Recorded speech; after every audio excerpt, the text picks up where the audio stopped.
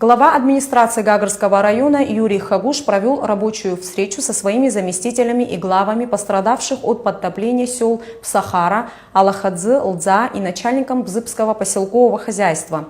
На встрече обсуждались последствия стихии и пути ее устранения.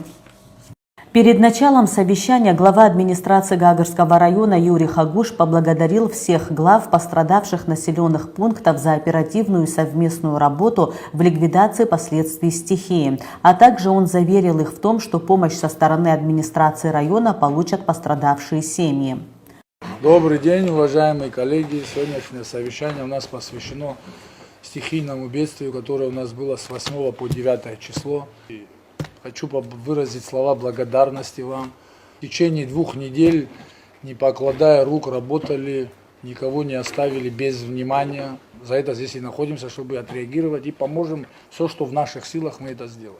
Выступая с докладом, заместитель главы администрации села Псахара Сейран Ичмелян отметил, что пострадавших в селе частных домовладений 122. 15 из них относятся к первой категории. Я начну сегодня с общего количества пострадавших семей. У нас 122. Принято заявление 58. Из них 49 материалов уже разработаны, все 11 разрабатываем. 15 семей у нас первой категории. Первая категория это является те люди, которые остались без крыши. Живут у соседей или у родственников. Второй категория это затопило первые этажи, все, мебель, оборудование, все, что люди имели, машины, их 29. Ну, они живут по факту у себя дома на 2-м этаже, какими-то общими усилиями, там соседи помогли, что-то принесли, родственники помогли, их 29.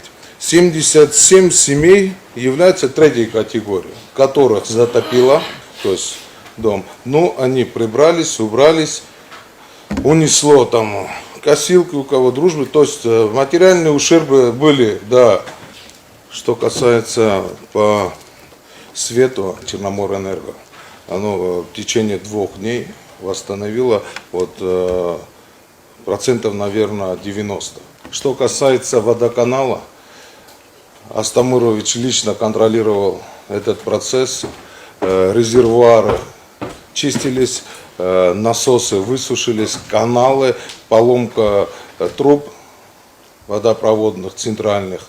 То есть, ну, с Божьей помощью сказать, или общими усилиями это нам удалось. Начальник Бзыбского поселкового хозяйства Давид Шамба рассказал, что подтопленными оказались 84 жилых дома. Семья Беня и вовсе осталась без крова. В поселке Бзыб пострадало 84 жилых дома. Из них практически 1 дом, который люди остались вообще без жилья, без воды. Как? Ничего не осталось в доме, ни мебели, ни бытовой техники. Сам единственный дом остался, жить невозможно в нем вообще. Одноэтажный дом, Беня, да. 22 дома среднекритические, у них 1-й этаж затопило.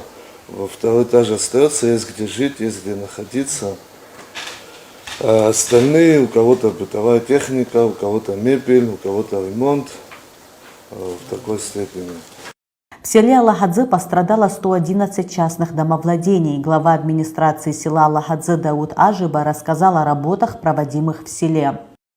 У нас по пострадавшим заявленных уже с комиссией мы все обсудили, проверили, их 111 человек у нас.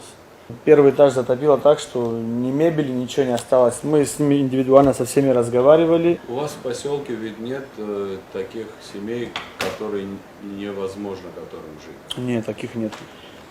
И у нас по берегозащите вот с 1-го дня Александр Золотинскович писал нам технику, нам укрепили эту речку, которая возле Пасхи Пилевской выходит, которая вот нашу улицу очень сильно затопила.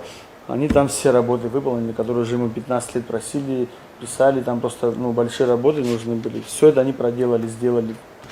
Единственное, вот у нас наша улица Львович, 30 дворов, у нас всех там затопило, буквально вот всех, машины там, дома, не знаю, но там такая ситуация, всю жизнь был асфальт, а сегодня его нету. И люди говорят, мы даже за свои дома там заявление писать не будем, ничего, лишь бы нам сделали асфальт, а остальное, говорит, мы все сами Я сделаем. уже сказал, что мы сделаем там Да, но я часть просто сегодня, подчеркну. Да. вот завтра мы начнем это делать, часть потом. Мы проведем это в паре. Если А по сути у нас других проблем нету. На берегу переезды там через каналы их унесло, нам все восстановил, вот Курам-Харази. У нас сейчас проблем нету. Со светом с первого дня не было проблем. В селе Лдза от стихии пострадало около 300 семей. 2 семьи Наумкины и Жиба остались без крова. Хочется отметить, что с первого дня, когда произошла стихия, около 300 домов было затоплено, пострадало. На сегодняшний день комиссии, которая была, и наши, и, как говорится, совместные с вами, 92 двора, которые сегодня нуждаются в помощи. Многие отказались от помощи, сказали, мы сами, помогите, кому нужно. Более острый вопрос стоит, 2 семьи у нас, это Наумкины и Жиба. Жиба это Васечко, да, сель, это мы отдельно, да, сель спустилась и повредила дом.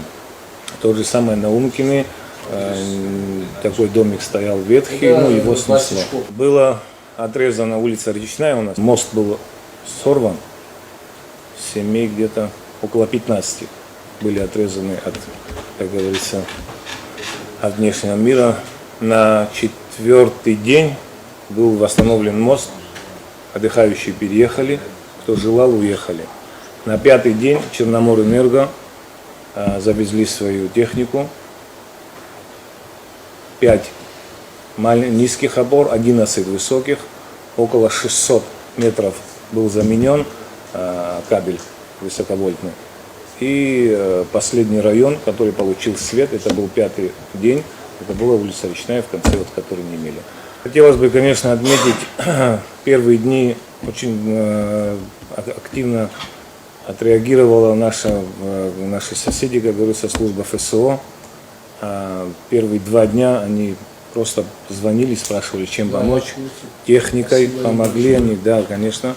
Первую ночь света не было, потому что я попросил, чтобы не включали свет, так как у людей были затоплены подвалы, у многих были рубильники в подвалах. На 2-й день частично было село подключено, на 3-й день уже большая часть была со светом. Что касается воды, в некоторых случаях были смыты трубы, буквально 2 дня было все сделано. Вот, повторяюсь еще раз, Речная улица, на 3-й день они воду уже имели, хоть чуть-чуть, но она шла. Первые 2 дня мы им перевозили воду, водовозы были, и хлеб подавали, и все. Везде полностью, да, везде доступ. Есть свет, есть, вода есть. Люди пришли в прошлой жизни, как говорится, после стихии, обошлись. Уже многие очистились, омылись, даже запускают отдыхающих. В городе Гагра в результате ливневых дождей подтопленными оказались 125 домовладений. По городу Гагра также у нас работала комиссия. По результатам работы комиссии 125 дворов было посещено. Из 125 95 домов выделено как наиболее пострадавшие. И из них, из 95 к городу Гагра относящиеся, на улице Лакарба, 1-й тупик, город Гагра, барачный дом Саакян Рита, он и без наводнения был практически в аварийном состоянии. Нет, финские дома барачного типа. И особо пострадала, и эта семья сейчас находится на съемной квартире. А все остальные разная степень ущерба, безусловно. Но и вот эти 95 семей являются относящиеся к категории номер 2. Это те, у которых затоплены первые этажи, и в большом количестве пострадала мебель и техника. Наиболее пострадавшие улицы – это улица Лакарба, Баграта Шинкуба и Адыга. И по Демирджипа 4 домовладения, наиболее пострадавшие. Выслушав выступающих, глава района Юрий Хагуш дал распоряжение в самое ближайшее время начать выплаты пострадавшим. Спасибо большое. Мы в течение 2-3 недель, можно сказать, должны решить эти все вопросы. принять заявление в банке, счета, как это все нужно сделать, вам виднее. Ну, Завтра мы уже первое все, Ханна распоряжение. Владимировна, начинаем.